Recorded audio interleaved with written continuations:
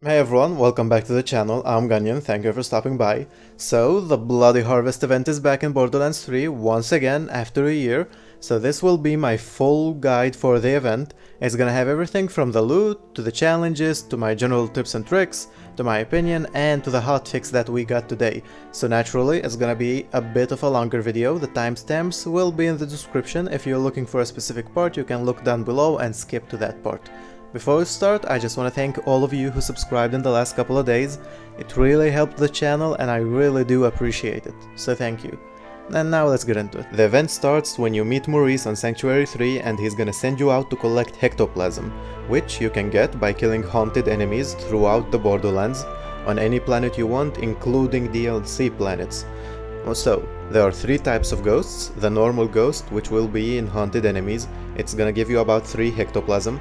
The second type is the Badass Ghost, which will give you about 5 Hectoplasm, it's gonna be only in badass enemies. And the last type is the Loot Ghost, which is the best type and the most rare type. You're gonna get at least 2 legendaries from this type of ghost when you kill it. But be careful because it tends to just look at you and run away and just disappear after like a couple of seconds, so be fast to kill it. After collecting your 25 Hectoplasm, you're gonna go back to Maurice on Sanctuary 3, you're gonna give him the Hectoplasm and he's gonna open a portal that will lead you to the Heck Hole, which is the map for this event. It's kinda like a mini takedown. You have to fight enemies, and then you're gonna fight a little boss, and then more enemies, and in the end you're gonna fight Captain Hunt, and then get your loot and go back home. Before we move on, I just wanna tell you about my favorite Hectoplasm farm. You're gonna get your full 25 Hectoplasm in less than 3 minutes with this farm. Credit goes to Epic NNG, he uploaded a video about this yesterday, you can go check out his channel. It's the same farm that I've used back in my XP grinding video. So it's gonna be in the compactor on the Handsome Jackpot. You will go to the Scrap Trap Hive, kill the little scrap traps, then if you didn't get your 25 Hectoplasm, you will go outside, hide behind the container until the boss bar disappears and you're gonna go back in and all the little scrap traps will respawn, which many of them will be haunted, so they will give you all the Hectoplasm you need. So just like any other event in Borderlands 3, this one comes with challenges that if you do complete will give you a character skin, an echo skin, a weapon skin, and a charm. I'm gonna start with the first challenge, the Pumpkin Challenge, that will be halfway through the map on the Heck Hole, right after fighting the first mini-boss. You're gonna turn back after you go up the stairs, you're gonna see 4 colored pumpkins. In my gameplay you can see they're green, blue, and then 2 orange ones. It's gonna be from right to left. So, right next to the pumpkins are gonna be chains on the wall. You're gonna pull the chains depending on the color that the pumpkin has from right to left. So I pulled the blue chain, then the green one, then 2 times the orange one, and it's gonna open a secret area that's gonna have a red chest for you to loot, and it's gonna complete the first challenge. There are 4 challenges that require you to kill haunted versions of rare spawn enemies. The first one is gonna be Borman Nate, he's gonna be up on the bridge in the Meridian outskirts. The second one is gonna be El Dragoon Jr., he's gonna be on the Jacob's estate, also close to spawn. The third one is Rackman, he's gonna be a little farther on Carnivora. You can see the Batman sign up in the sky when you spawn. And the last one is gonna be the Demoskagan, he's gonna be on the Droughts. There are 2 Demoskagans and you can fight them also close to spawn. And in case you're wondering, there are no new heads for this event this year. It's the same heads that we had back a year ago. You're not gonna get them from challenges, you're gonna get them from a specific code that's on screen right now. Before I talk about the loot that we got with the event, I want to explain what the terror modifier is for anyone who hasn't played last year. It's gonna be basically a modifier that you get only from ghosts in the event or from certain anointments that are in the game right now. And other anointments will consume the stacks of terror that you build up. The more terror you have, the higher your recoil is gonna be and the more damage you're gonna do. So that's the short of it. And now to the fun part, the equipment that we got with the event. You can get all of these things from Captain Hunt or from any loot ghost in the game. Starting off with the Fearmonger shotgun, which is by far my favorite shotgun in the game. It shoots in a weird kind of way though, so you're gonna have to get used to it. But when you do, you're gonna do a lot of damage. It's great for all the characters. It shoots sticky projectiles that explode, and it's built around the terror effect. So the more terror you have, the higher amount of projectiles you're gonna shoot, up to 7 stacks. So that's up to 7 extra projectiles for the gun, which will just increase your damage by a lot. So if you're building any character that's based around the terror effect, this shotgun is gonna be great for you. And the same thing goes with the Stalker Sniper. It's the second new gun in this event. It has the same effect as the Fearmonger. The more terror stacks you have, the higher damage you're gonna do. But this one comes only in cryo element.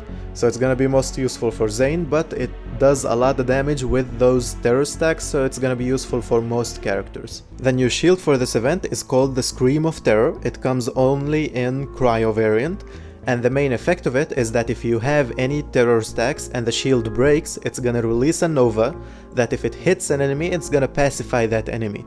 So it's great if you're fighting a boss and you wanna take a little break, so just break your shield next to the boss and it's gonna pacify him, so he's gonna be on your side. And it's great for mobbing as well, because you just can go inside between many enemies, break your shield, and all of them are gonna be on your side and attack their own friends. And last but not least, we have the Ghast Call, which is the new grenade in this event. It comes only in corrosive element. It's by far the strongest grenade in the game. The way it works is that when you throw it, it's gonna be one of those ghosts from the event, and it explodes and does splash damage that does corrosive damage. It doesn't sound that unique or that interesting, but it does a lot of damage, so it's gonna be great. Like I've said, one of the best grenades in the game right now. And real fast, I wanna mention the hotfix from yesterday. They buffed a couple of weapons. They increased the damage on the dull burst weapons, so the legendary dull weapons are gonna be more viable now. They also increased the damage on the laser exploder, the conference call, the Maggie, the psycho stabber, and the masterwork crossbow.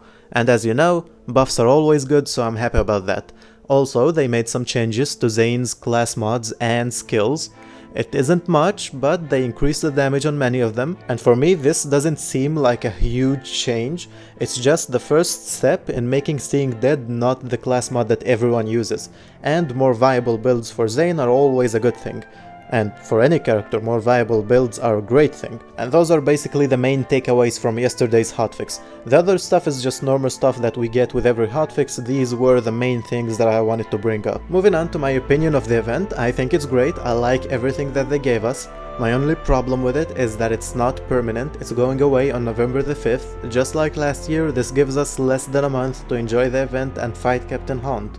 And I think that's a mistake, but I think they refused to give us these events permanently because it would complicate the game too much. To have cartel people and haunted enemies in the game at the same time is gonna be too much, and no one's gonna like that. But it can be solved by just putting an NPC in the Hecto map, for example, who, when you go talk to him, is gonna tell you to fight haunted enemies in the Hecto and collect Hectoplasm, just like Maurice tells you to do so. And when you do that, he's gonna open a door in the middle of the map that will let you go and fight Captain Hunt. So it's gonna be just like the Headhunter packs in Borderlands 2, and we could keep them for the whole year. I think that would be the best choice for this event and these events in general, and I hope that Gearbox hear this and they decide to do it. But then again, that's my only complaint with the event. Everything else I loved. The new skins, the new weapon skins, we didn't have those last year, and they are different from the ones we had last year, and that's great. Because of people like me who played last year, we have new stuff to grind for. We don't just have all the skins because we played last year. So I still have new stuff to do, new stuff to get, and that's great. And I love the Hecto map, and that's why I wanted to stay, because I just enjoy it too much, and it's really well designed, and I love being in it. I love the Halloween vibe. I think that Gearbox does these seasonal events really good, and that's why I wanted to stay, and I hope that it does. And with that being said, that's all I had for you for this video. If you've made it this far, really thank you, it means a lot. Happy Halloween and enjoy the Bloody Harvest event. I hope that we get a new Mercenary Day event next month, hopefully. And thanks for everyone who supported the channel and subscribed. It really means a lot that you give my channel a chance, even though I have only like 50 subscribers. It means a lot, thank you. If you're new to the channel, consider subscribing. If the video helped you out, let me know. And let me know what you think of the event down below in the comments. Thank you so much for watching, and have a nice day.